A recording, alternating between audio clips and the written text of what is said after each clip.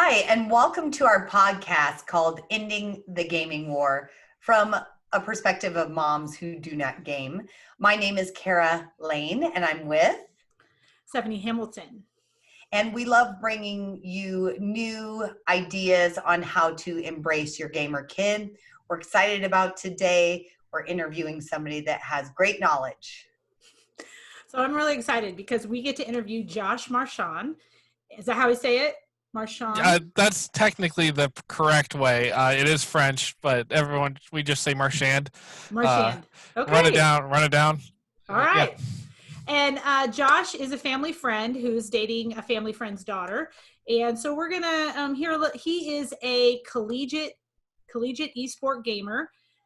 He gets to play to keep his scholarship. So that's kind of a fun way to game, is to push yourself to maybe able to keep your scholarship for college. And so I'm excited to interview him. I loved his perspective and where he's come from and his journey. And I wanted to share him with you guys and his knowledge. So tell us a little bit about yourself, Mr. Josh. Hello everyone. My name's Josh, as you know, as you've heard. I'm 23. I go to Ashland University in Ohio. My esport of choice is Overwatch. About myself, I have a girlfriend of 4 years. My hobbies, other than playing Overwatch, are behind me. I have some guitars. I like to play guitar. Other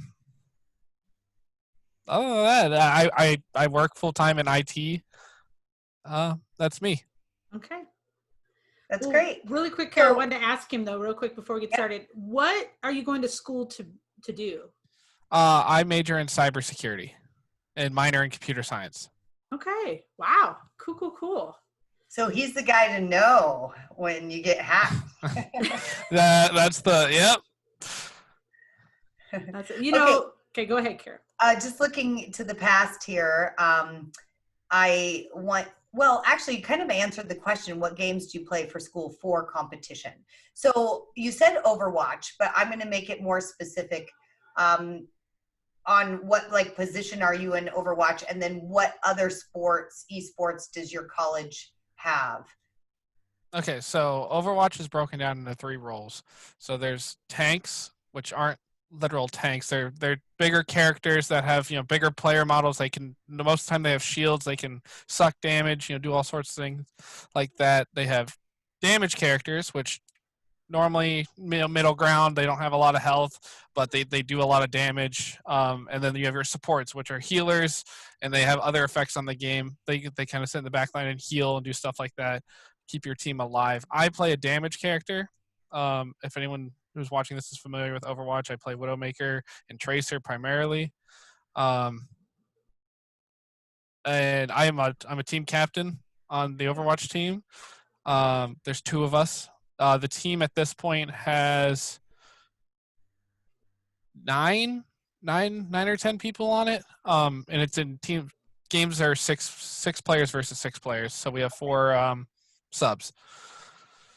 And then, I'm sorry, what was the last part of that? Yeah, this is really good. And by the way, parents, if you don't know this stuff, you remember, be curious instead of critical. And so you ask them questions like this.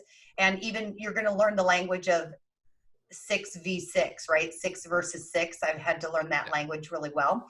And also, what other games does your school compete in besides Overwatch? Okay, yeah, so we have Overwatch, we have Fortnite, we have Counter-Strike Global Offensive, we have Super Smash Brothers Ultimate, we have Hearthstone. Oh, you have Hearthstone. Yeah. Okay, interesting. So again, parents that are watching, these are incredible questions to ask. Like, what games does the college compete in? That's what I learned through my research of learning about esports in college. Yeah. There's a lot of colleges offer different ones. We did have a League of Legends team. We no longer have the League of Legends team. Just for various reasons, not like performance issues or anything like that. It wasn't right for us. But there's a lot of different games that a lot of other colleges support that we just don't. Okay. Wow. So how did you make the school team? Like, what did you have? What did that entail in getting that? Okay. So great question. Uh, Mine was kind of just spur of the moment. And honestly, I didn't even get recruited to play Overwatch. I got recruited to play Fortnite. I was playing a lot of Fortnite at the time. I used to play Overwatch, but Fortnite was the big thing back when like I went back to school for this and stuff. So I was playing a ton of Fortnite, and I had a buddy who went to Ashland. He was like, "Hey, we're starting up this esports team.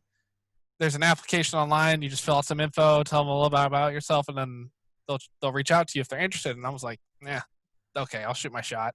And I mean, the application took 5-10 minutes, and then I did it, and I don't remember. It was probably like 2 weeks later.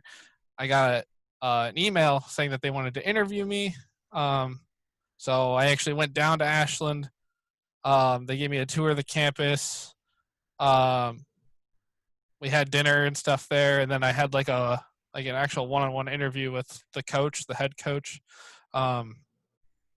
and we just talked it out. And it turned out he was like, "Yeah, you'd be a great fit." And then I showed up. In my transition from Fortnite to Overwatch, I was doing both. They were like, "We know you're good at Overwatch too." One of their players didn't end up coming to school like a week before. He just decided school wasn't for him. He didn't want to, go super in debt for something he wasn't sure about, which is completely understandable. Mm-hmm. School is very expensive. So I was playing both games, and I was stressed, super stressed, doing both games, managing, classwork, and I was working part-time at the same time. And I just had to cut one off, and I decided that I like Overwatch better, basically. I like my teammates on there, so I just cut Fortnite out. Gotcha. Got it. So it's basically, you're answering this question already, but what does being a gamer on a college team entail? Like, as far as scholarships, as far as like commitment, those kind of things. Yeah. So scholarships is hard to answer because every college is different. What you're going to get, what they're looking for. So that's just you guys going out and getting in touch with the faculty there and seeing what they do offer. A lot of them may be posted online, like a baseline scholarship, but if you've got something to bring to the table, there's always negotiations. The commitment level is pretty high. I'd say it's in line with just about every other sport. I always say sport, but we are on the athletic scholarship program, so we are considered athletes. We get access to everything that the athletes do. Yes, and I really want parents to hear that. I mean, that was, again, part of my TED Talk is we got to put as much emphasis on esports as we would any other sport. And we need to care, just like a parent would go out to the field, a baseball field, or, to the basketball court. And now with crazy COVID going on, like, we can't do any of that. So really we should be embracing and watching our kids play video games. Yeah. I actually wanted to ask you, how many hours do you have to play a day? So I have very big ambitions. So I play a lot. So typically I'd think right now it's a little less because I'm working like really full time. I'm really trying to like do good at my internship. So I'm sacrificing some playtime. But during the school year, I typically do 6 to 9 hours a day, depending on projects that I have going on. I give myself that window. Now that does include like if we have practice that day, that the 2.5 hour practice block does fall into that, and then I just keep playing on my own time that same day. But yeah, around 6 to 9 hours. I wanted to ask, Cara, I want to ask, like, how much goes into research, like strategies and stuff like that on your game? So a lot more than you'd think, and it's a lot of theory crafting. It's not like, it's weird because when I first joined the esports team and I was first getting my experience, I was like, I'm going to make a playbook. Because I always see football, coaches, they have their playbook. That never works in esports. Never. I've learned that because Good the to know. game is Yeah, that always, is yeah, the game is always changing. The rules of football, the rules of basketball, the rules of baseball all stay the same. Maybe with minor changes here and there, but baseball has been baseball for years. You Hmm. know, every 2 months we get a huge patch. Like a patch is when the developers update the game and change things. They change the way characters work. They change stats. They change way game modes work. So no set strategy works forever. Um, and also in a game like Overwatch where things changed based on what the other team's doing so fluently, like you just change mid-game. Mid-round, you can change what you're doing. So I tried doing that, and it didn't work. So basically what we do is we watch my team. We'll get together. We'll watch something called the Overwatch League. That's where the pros play. They play in the Overwatch League. And it's really cool because the Overwatch League is set up like traditional sports. You have the Houston Outlaws, you have the Dallas Fuel. Like these teams are owned by cities, Wow. and they have play areas in their cities where fans can buy tickets to go to that city and watch their team play. Yeah. I think you remember we're jaw dropped to the ground. We're learning so much from you right now. Yeah. That's great. But yeah, Overwatch and I think Call of Duty League does that too now. I think this was going to be the first year for Call of Duty League doing that, but then COVID happened, so there's no fans going to games and stuff. But the teams are still owned by in cities. Yeah. What's the one in Ohio right now? We don't have an Overwatch team in Ohio. Okay. Yeah, I'd probably say there's like 12 teams scattered across North America for the Overwatch League. Like they just started this. This is their second year of that, so like they're slowly every year they'll branch out and get more teams, and then they have probably about the same amount for the other countries and regions. Yeah. Unbelievable. See, parents, this is so ever-reaching. And again, like in my TED Talk, I said, my husband thinks nothing of watching an NFL game for 4 hours, so really supporting and watching this whole new world of esports is just that. And you got to actually look at it as a sport and see how not only is it great for the team connection, like you said, he picked Overwatch because it was his team. It's also, a financial benefit. So do you mind if I ask that, Stephanie? How has it been a financial benefit for you as well? So the way esports works in college, I'm not going to say, I mean, I've had a financial benefit by not paying as much for school because of the scholarship. I haven't had a mass amount of gross earnings just from tournaments and stuff, but the way esports works in college is that we are not affiliated with the NCAA. They don't affiliate with us. They kind of help us out, but not really, which means you get a scholarship to go play for your college. They pay for you to go travel and play in tournaments. You win that tournament, you get to keep the money. Nice. NCAA has nothing to do with us. So also, I'm sure you guys know of streaming, Twitch. I know you talked about Twitch and stuff. Normal athletes can't market their personality. They can't market themselves. They can't make money off their image. NCAA takes that. We can do that. You can stream if you get a following. All those donations, all the subs, all that stuff that comes to you. That's in your pocket. That's so cool. So the potential is there. Me personally, I haven't seen much.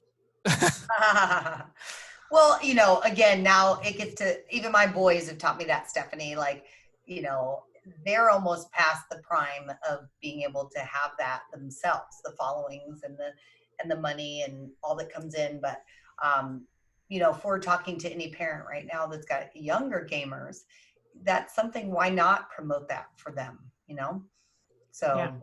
Yeah, Isaiah's doing it right now, and sometimes I get nervous about it, but he's like, Mom, they'll pay to watch me at some point. And I'm like, really? We'll see. But, it could happen. If somebody wants to watch him play, they're going to pay to watch him play. So I don't know. We'll see.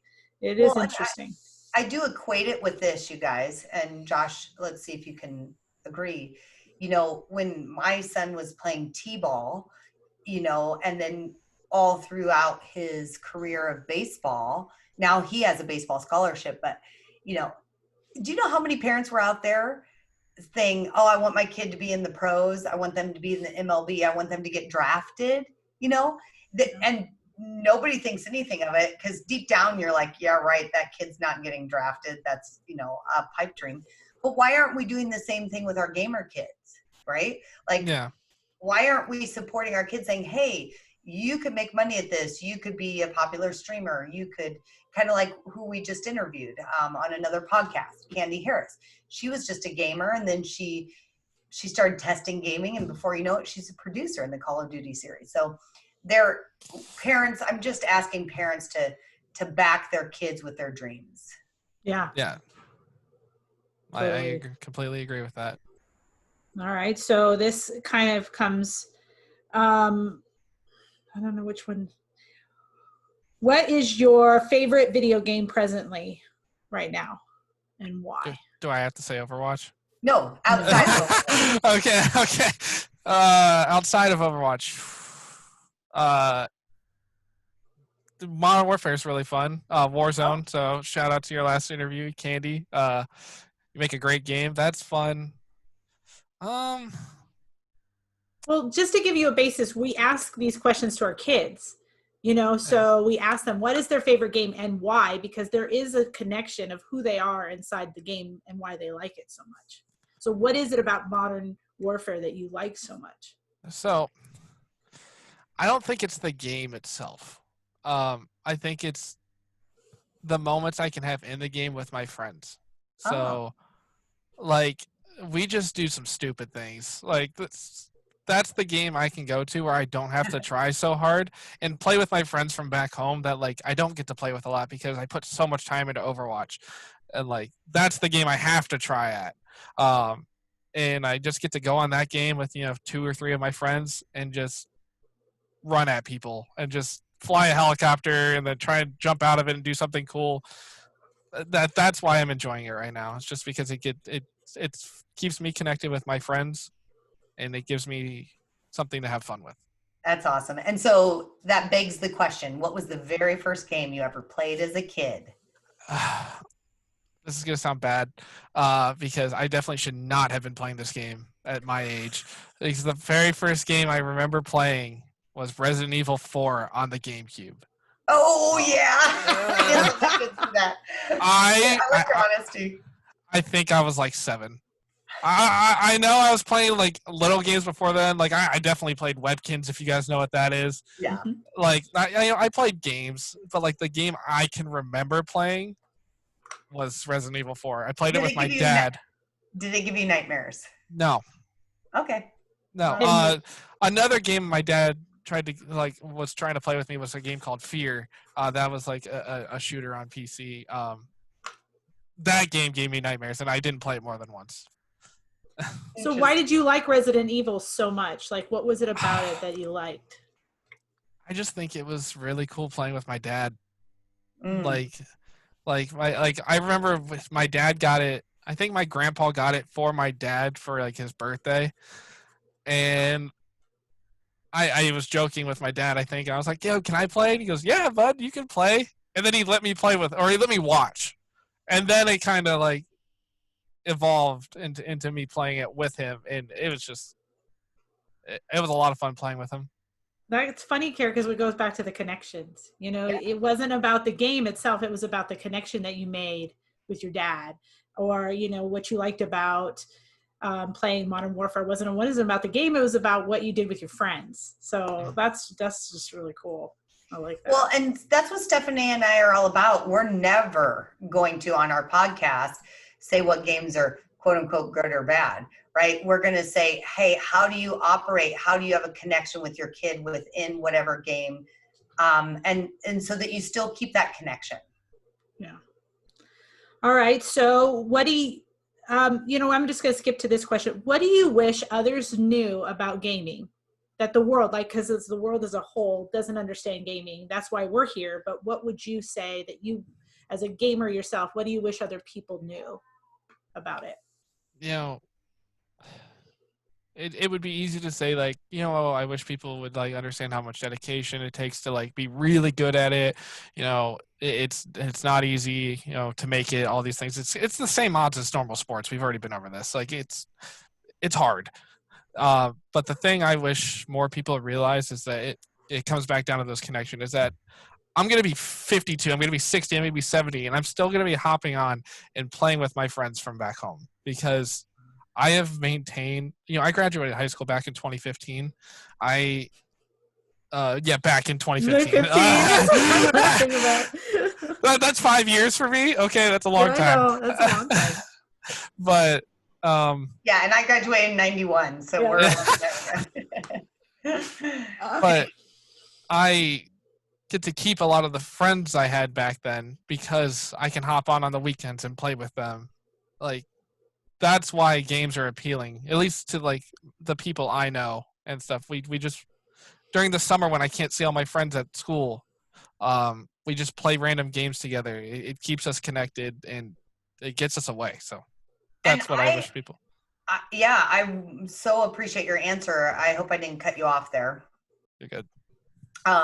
But I will tell you, Stephanie, now talking to you and I at our age and stage, is, what this COVID has done for me has showed me how isolated I can be quickly.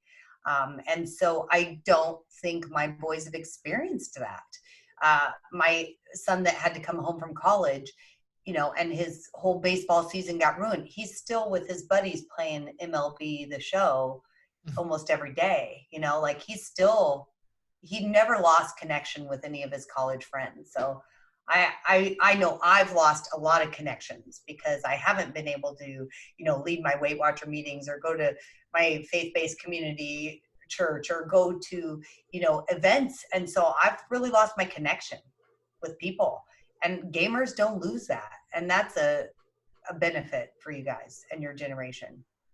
Yeah. Yeah, 100%. Very much. And those connections are as strong as in-person ones, honestly. I've met some people online that like I would meet up with later on in real life, like if we went to the same event or something like that. And I mean, it's so cool to meet those people in real life. You've been playing with these people for months or years, and then you're just talking to them, and then you finally go to the same event, and you just get to meet them, and it's so cool.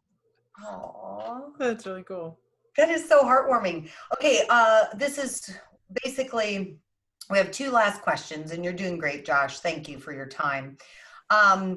What is one thing specifically that you appreciated about your parents in supporting you in this journey, or that you wish they would have done differently? Either way.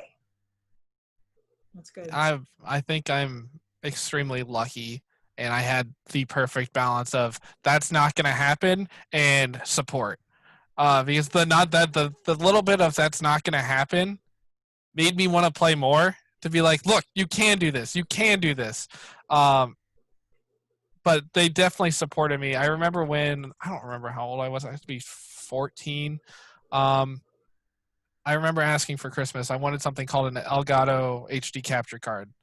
I wanted to start recording my stuff, putting it online, blah, stuff like that. And they kind of were just like, no.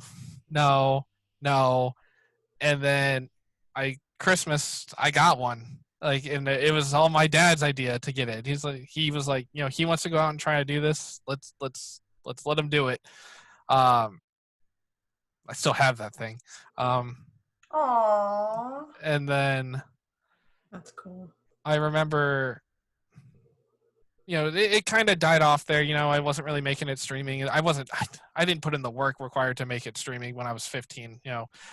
I would do it for a day, and then I'd go out with my friends for the next week, and then I'd do it for a day. So like, to become a popular streamer, you have to be very consistent. You have to be dedicated, and I was not. So it died down, and then I remember when I was getting ready to go back to college, and I was like, Dad, I'm gonna go get a scholarship, and I'm gonna be an athlete. I kept saying athlete because I knew it made him mad. It was so funny. And he's That's like, the way we should see it now. Yeah, we should. and so I'm like, Dad, I'm gonna go be an athlete. He's like, yeah, dude, right. I'll see it when I believe it. And I'll believe it when I see it. Sorry, I said that backwards. He's like, I'm like, all right, Dad, I'll show you. Went out, got the scholarship, came home, and I was like, Dad, you are a father of a college athlete. And he just started laughing. He was like, I knew you could do it.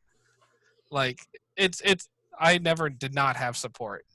Oh, That's so cool. That's really well, cool. and that's what we're all about, Josh, on our podcast, is trying to help parents be that kind of parent that you had. Yeah, and you say in your TED Talk and stuff, you would talk about ask them questions, be curious rather than critical. And my bad. Ask them to watch them play. See if you can watch them play. My parents really do go up and beyond, and I will come home and I will watch them watching the Overwatch League. No way. So cool. That just sent chills through my body. Yeah, that's so cool. They have been watching it, and I'm like, what are you doing? And they're like, we're watching the Overwatch League. The Paris Eternal are going against the Dallas Fuel or whoever was going against, and I'm like, oh, who's winning? And they try to watch that to try to understand what I do more, and like it's cool because my dad, growing up when I played baseball and stuff, because I played baseball pretty much through high school-ish, he understood baseball, so he could like coach me on that. Now he tries and watches. My mom and dad try to watch the Overwatch League, and they'll give me ideas. They're like, "Oh, I saw this team do this. Can you try that?" And then they're off a little bit, And I'm like, and then I'll explain to them. I'm like, "No, this is what they did. This is why that happened like that." But it's very nice that they are definitely going out of their way. That's really cool. And so I also want to mention that you go to a Christian school. Is this correct? Yeah. Yes, it's either Christian or Catholic. One of those. I'm pretty sure it's Christian. It's Christian. Well, I'm going to change my question a little bit, Cara, and this is our last one, and then we need to wrap it up. What is it that you wish Christian or believers would understand about gaming from that perspective? Because sometimes the Christian worldview can be very they're very against it, and so I was just curious, what would you want to share with them? I haven't had much backlash from that aspect of it, but in views I've seen, I think it mostly comes from the violence of it. There's a lot of violence in video games that it's gonna make them go to hell, or they're gonna do bad things, and that's not the case. Like I said, I played Resident Evil 4 when I was 7, and I like to think I'm a pretty good person. It really comes down to just how you involve yourself with the kid and monitor what they're doing. Like you don't got to be a hound dog, but actually pay attention to your child. Look for signs, look for something like that. And if things do start going a little bit towards, a side you don't want to see, then start with talking to them. Are you feeling things like this? How are you feeling? What's going on in your life? Because a lot of parents just don't ask their kid. Yep. This is so good. That was a good answer. Okay. And I appreciate you coming on, Josh. You've offered a lot of insight and understanding, and again, just confirming some of the things what we want for moms of gamers. So thank you so much. And Cara's thank you guys for having me. Yeah. And Cara's going to wrap us up. Yep. And so you've been tuning in to Ending the Gaming War podcast from the perspective of moms who do not game. And we learned so much today. Thank you, Josh. And we'll be looking for you on a professional Overwatch team one day. And pressure. And we want you to subscribe to Ending the Gaming War on many avenues. And we appreciate you being here today, everybody. All right. Thanks. Bye. Bye. Thanks.